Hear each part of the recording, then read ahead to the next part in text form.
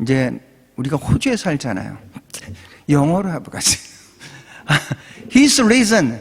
그러면 옆에 Yes, He's risen indeed. Indeed가 중요한 것 같아요. 한번 해보시죠.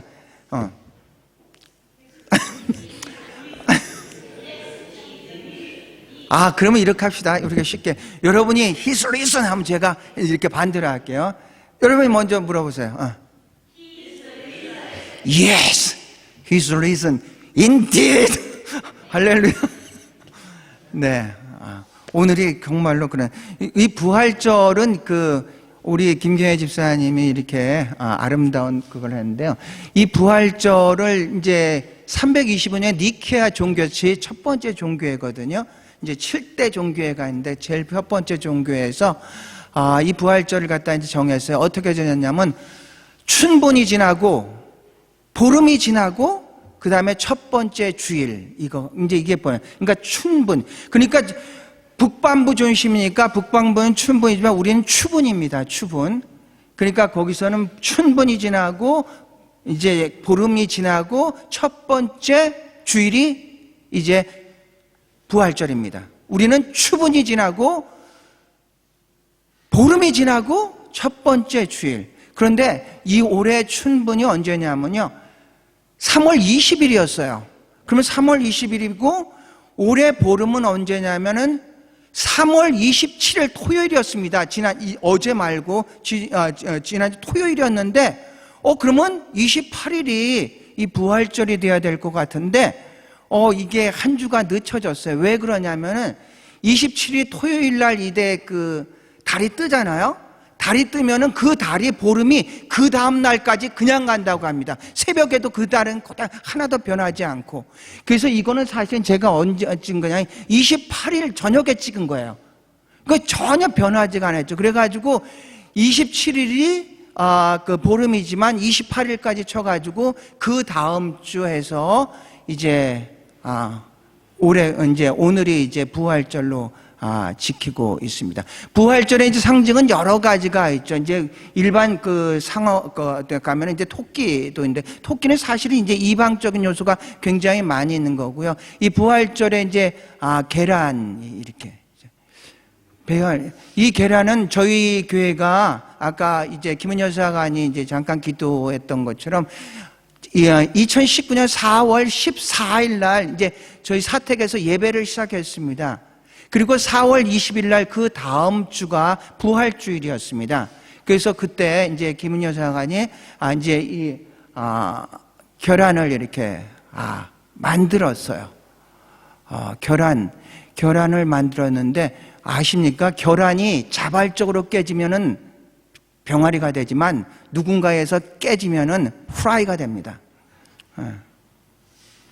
그래서 이게 계란인데 오늘은 이제 우리 김경혜 집사님이 너무 이렇게 이쁘게 이렇게 잘해주셔서 너무 감사를 드리고요.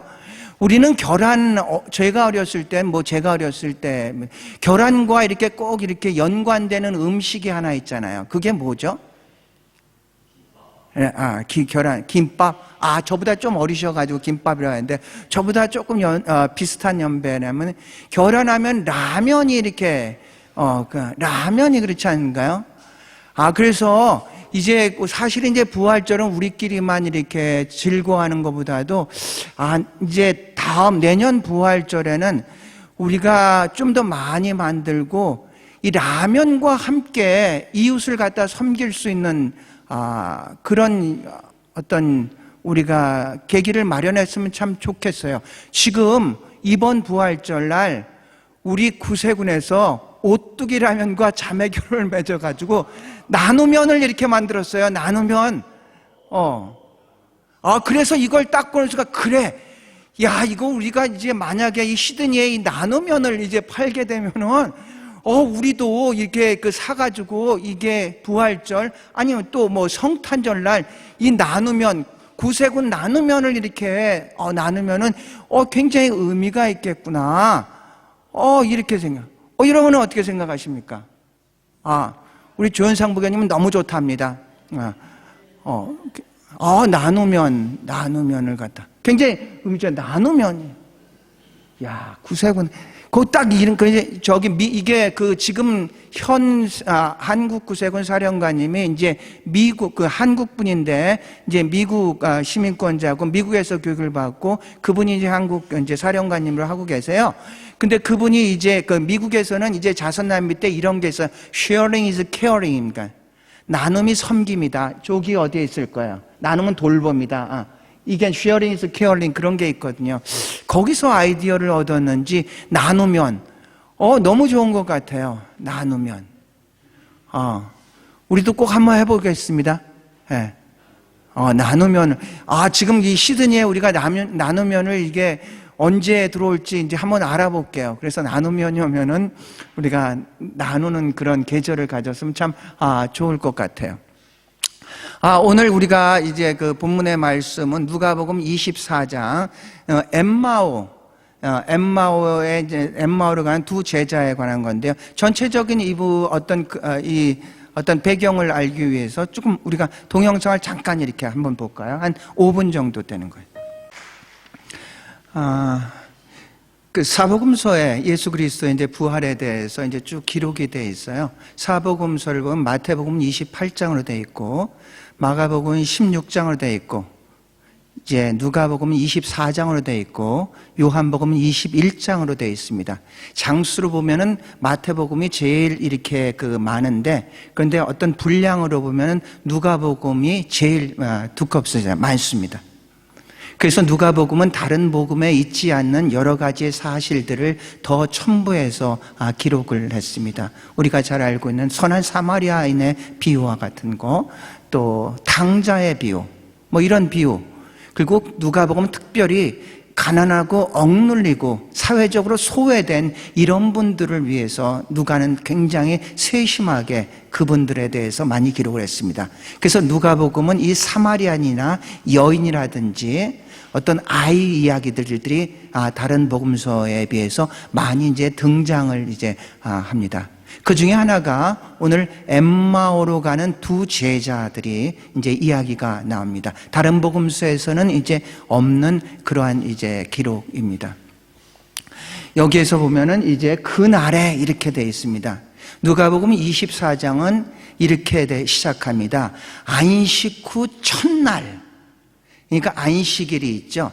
이제 1장 1절인데요. 누가 24장 1절인데 안식 후 첫날, 그러니까 예수 그리스도가 안식일 전날 금요일 날 이제 십자가에 못 박혀 돌아가시고 안식일이 지나고 그래가 안식 후 첫날 이제 십자가에 못 박혀 돌아 3일째 되는 이제 그날을 이야기를 하고 있습니다.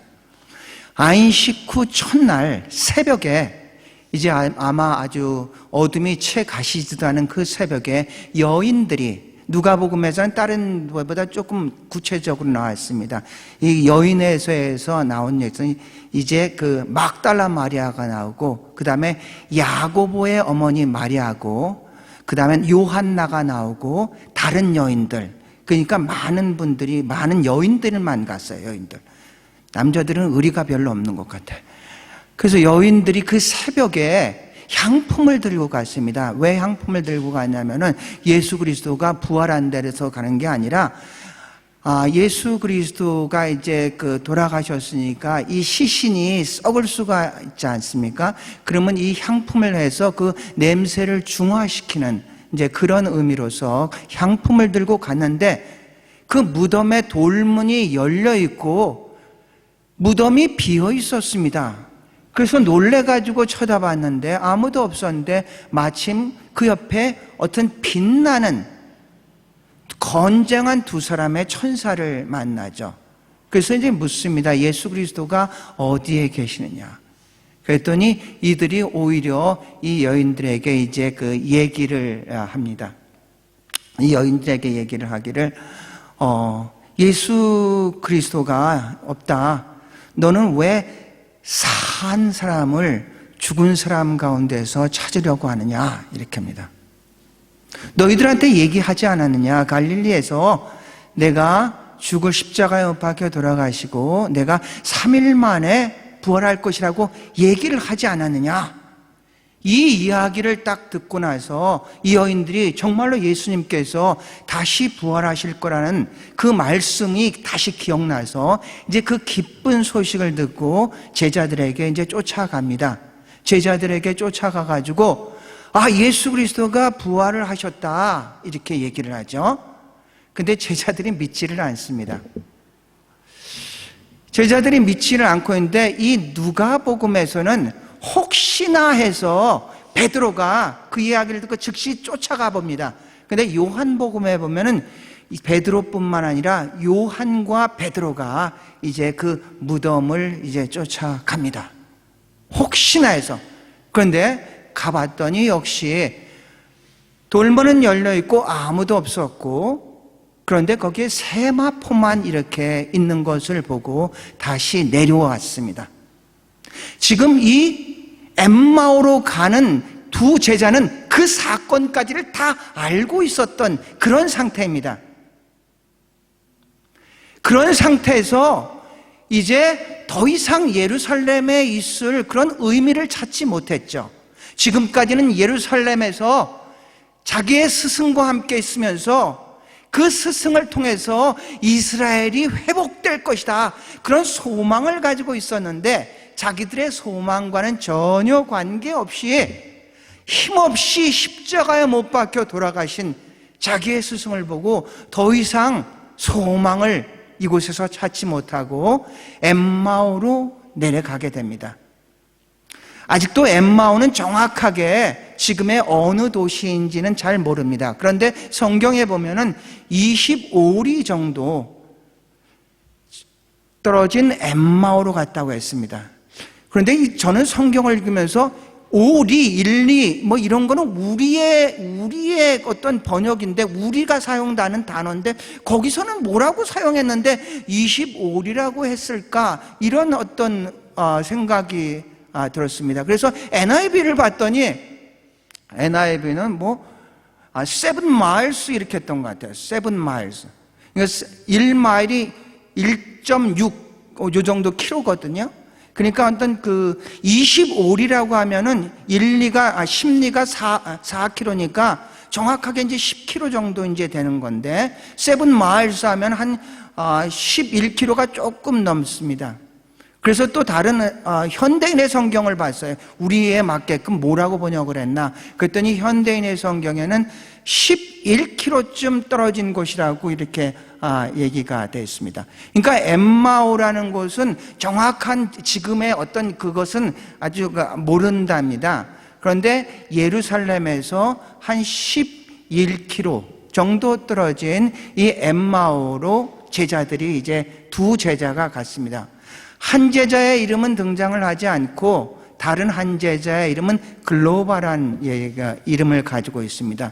이 두 제자는 이제 예루살렘에서 엠마오로 가면서 서로가 막 이야기를 하고 있었죠. 그런데 이 둘이 가는데 갑자기 누군가가 등장해서 이들과 같이 동행을 합니다. 그런데 그분이 부활하신 예수 그리스도인데 이들은 알아보지를 못합니다. 예수 그리스도에게 이들 옆에 계신 예수가 이들에게 묻습니다. 너희가 지금 도대체 무슨 얘기를 하느냐? 이렇게 묻습니다. 그러니까 이들이 이렇게 대답합니다. 글로바란 그 제자가 그 중에 예루살렘에서 있었던 예수에 대한 일을 왜 알지 못하느냐?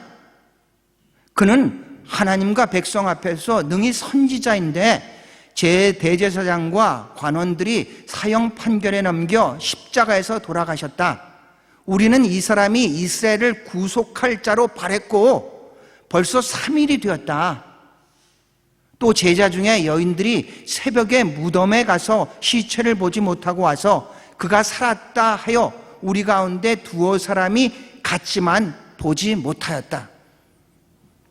그러니까 이 두 제자, 글로바와 또 한 제자는 예루살렘에서 3일째, 그날이 이제 3일째 되는 날에 그 소식까지를 다 들었지만 그것은 소문으로 됐고 자기가 존경하고 따르던 예수 그리스도는 십자가에서 못 박혀 돌아가신 것이고 더 이상 소망을 찾지 못하고 공포 속에서, 두려움 속에서 침통하게 마음을 갖고 지금 엠마오로 가고 있었던 이제 그런 상황입니다.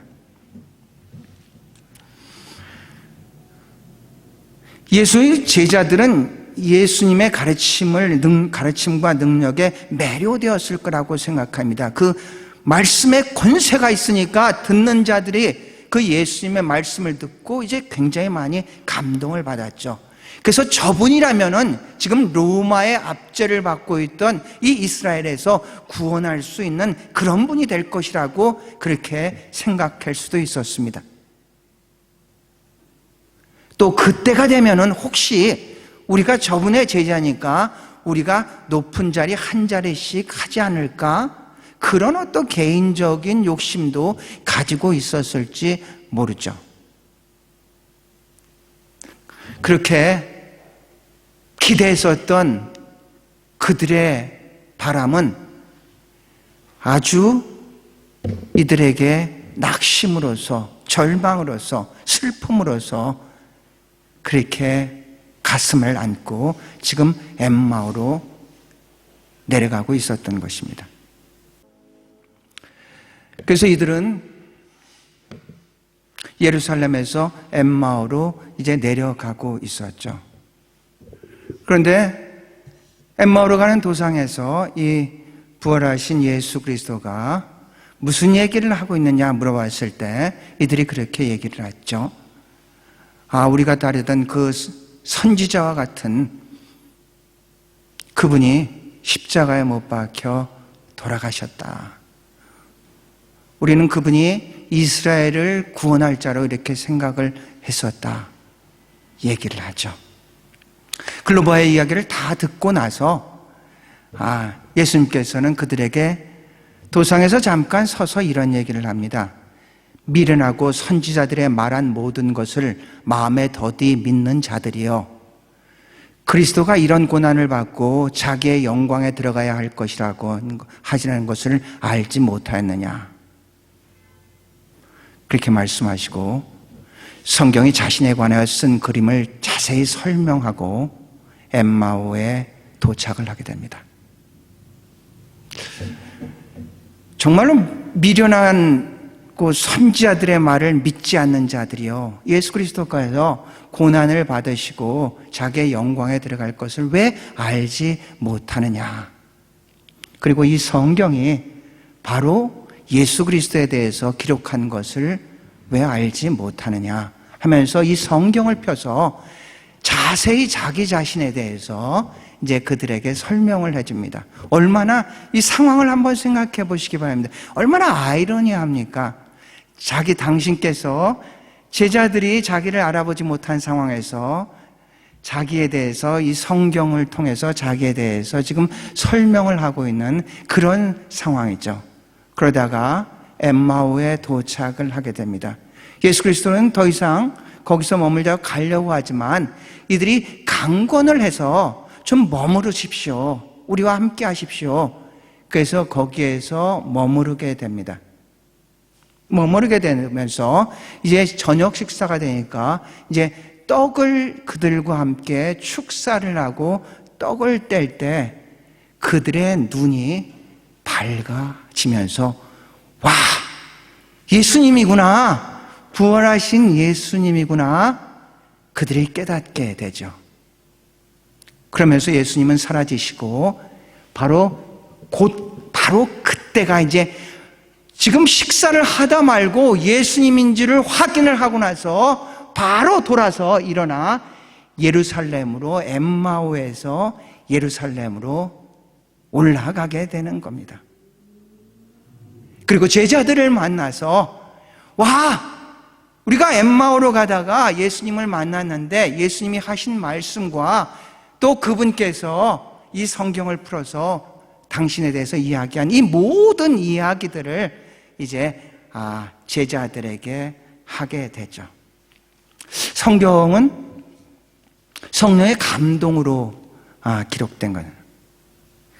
성경의 원 저자야 1600년 동안 한 40여 명 정도를 통해 가지고 기록이 됐는데, 그런데 놀랍게도 1 사람의 작가가 글을 쓰는데 전기 후기 다릅니다. 내용이 굉장히 자기가 경험하는 거에 따라서 그 내용이 굉장히 많이 달라지는데 1600년 동안 다 각종의 어부부터 왕까지 해서 다른 경험을 하고 다른 위치에 있는 사람들이 글을 썼는데 하나의 이야기로 그것이 모아진다면은 이것은 성경의 저자는 사람들이 아니라 성령께서 사람을 통해서 쓰신 거라고 할 수밖에는 없다는 얘기입니다. 그래서 우리는 정확하게 이 성경을 읽기 위해서는 읽는다는 표현은 내가 사실은 주체가 되어서 읽는 거지만 성경을 듣는다고 할 때는 내가 객체가 되어 성령께서 말씀하여 주시옵소서, 제가 듣겠습니다, 이런 자세를 가지고 우리가 성경을 이제 대해야 된다는 얘기죠. 다 이야기를 하고 이 글로바와 다른 제자가 예수 그리스도를 부활하신 만난 것들에 다 이야기를 하고 나니까 바로 이어서 그들의 이야기가 끝나자마자 부활하신 예수 그리스도가 그들에게 딱 등장을 하면서 말씀을 합니다.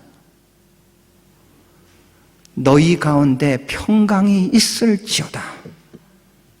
24장 36절, 너희 가운데 평강이 있을지어다. 할렐루야. 얼마나 두렵겠습니까? 얼마나 떨리겠습니까?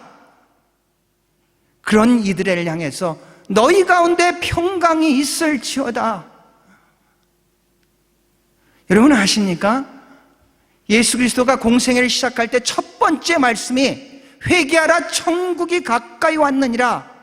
그하라지고 첫 번째 말씀이 너희 가운데 평강이 있을지어다.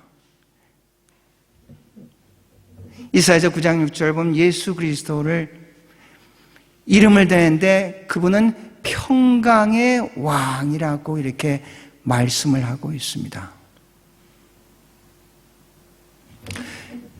당시에 예수 그리스도께서 탄생하실 때 그때는 언제냐면 이 로마가 굉장히 내전과 또는 외세 위협으로 해서 굉장히 어려웠을 때인데 아우구스투스라는 황제가 등장하면서 이제 내란을 진압하고 외부의 위협들을 모두 그들을 갖다가 이제 정복을 한 그런 시대입니다.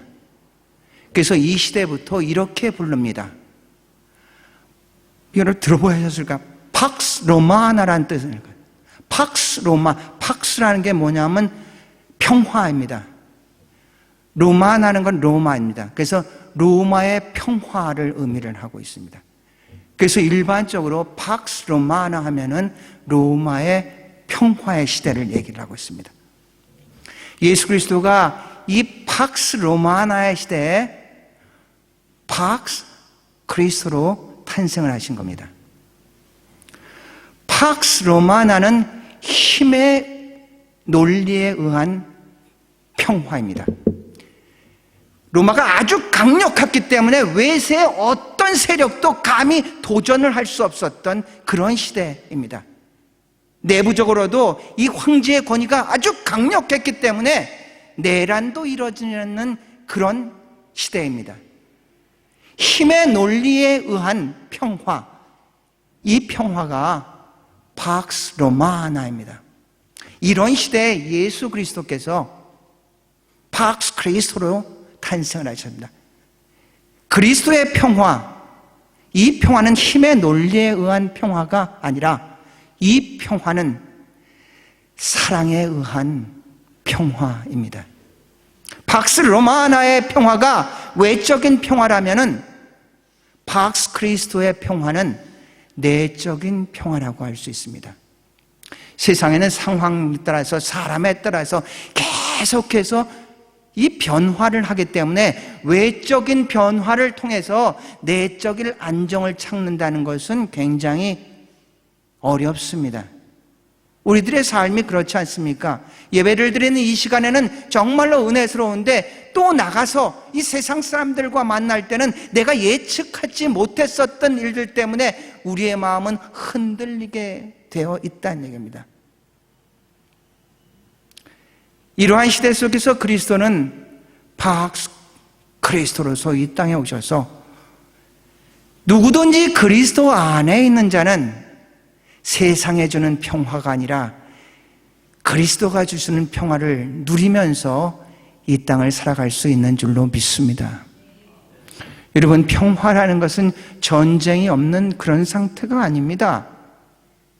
문제가 없는 그런 상태가 아니란 얘기입니다. 세상에 전쟁이 없는, 아까 기도할 때도 이 미얀마의 정말로 힘든 그런 세대가 지금 계속해서 한 하늘 아래서 이루어지고 있습니다.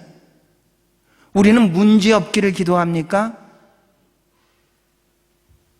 우리는 어떤 형태든지 계속해서 작고 큰 문제를 직면하면서 우리는 살아가고 있습니다.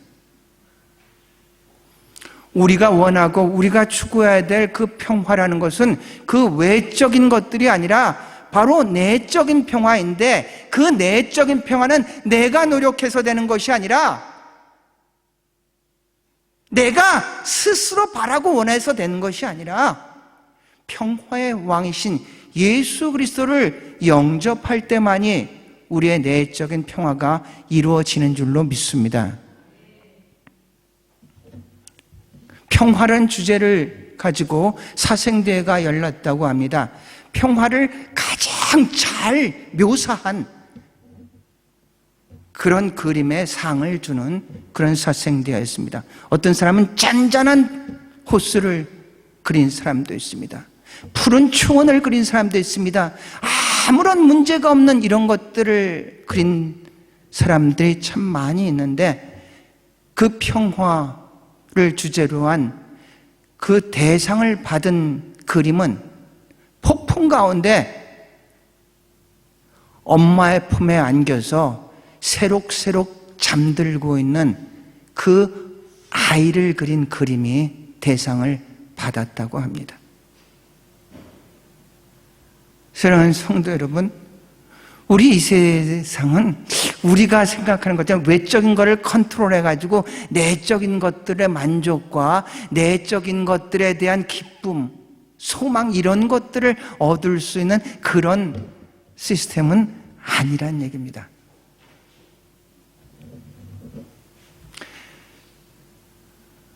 엠마오의 두 제자들이 예루살렘에서 이제 엠마오로 갈 때는 정말로 절망과 공포에 잠겨 근심하며 갔는데, 가는 도상에서 부활하신 예수 그리스도를 만나고 나서 저녁 식사임에도 불구하고 너무 기쁨을 주체하지를 못해서 즉시 일어나서 다시 엠마오로에서 예루살렘으로 방향을 돌렸습니다. 그리고 그들과 함께 부활하신 예수 그리스도의 소식을 나누게 되었습니다. 오늘 저희들은 부활절입니다. 부활하신 예수 그리스도, 그분을 기억하면서 기념하면서 이렇게 주일마다 모여서 우리가 하나님 앞에 예배를 드립니다. 주일은 작은 각자의 부활절인데 오늘은 특별히 1년에 한 번뿐인 그런 부활절입니다. 우리 가운데 혹시 예루살렘에서 엠마오로 내려가는 분들이, 그런 분들이 있지 않습니까? 뭐라고 원하는 것은 부활하신 예수 그리스도를 만나 엠마오에서 예루살렘으로 방향을 돌리시기를 바랍니다. 죄라는 것은 방향이 잘못됐다는 것이고, 회개라는 것은 다시 원 방향으로 돌린다는 그런 의미를 가지고 있습니다. 또 한 번의 부활절 예배가 아니라, 그 많은 예배 중에 또 한 번의 예배가 아니라, 혹시 우리 가운데 예루살렘에서 엠마오로 데려간 절망과 공포 속에서 근심하며 오늘을 살아가는 사람이 있습니까? 그것을 외적인 환경을 변화시켜서 내 마음의 평화를 얻어야겠어. 내 마음의 기쁨을 얻어야겠어. 내가 소망 중에 살아야겠어. 그런 분들이 계십니까? 여러분이 그 환경을 바꾸더라도 또 환경은 다시 변하게 되어 있습니다. 우리가 유일하게 이 세상이 주는 평화가 아니라 주님이 주시는 평화, 그 평화는 상대적인 평화가 아니라 절대적인 평화고, 그때 저는 외부의 환경을 바꿔서 만드는 평화가 아니라 그리스도를 만남으로써 우리가 그 평화를 누리며 살아갈 수 있을 줄로 믿습니다. 그 부활하신 예수 그리스도를 다시 한번 뜨겁게 만나는 2021년 부활절이 되시기를 축원합니다. 기도하시겠습니다.